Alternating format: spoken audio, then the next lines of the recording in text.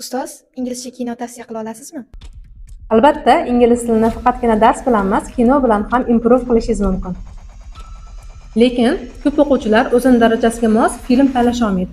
Shuning uchun sizga o'zingiz darajangizga qarab va dunyoqarashingizni ham kengaytiradigan filmlar tavsiya qilaman.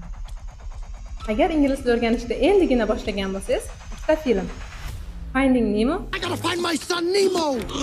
The Lion King. Hold on, Simba! A2 bo'lsangiz, Wonder, The Terminal.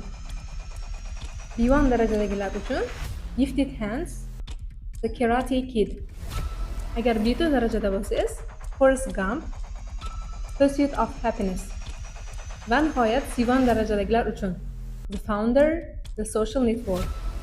Kommentariyada kino so'zini yozib qoldirsangiz, ushbu filmlarning hammasini sizga yuborib qo'yaman.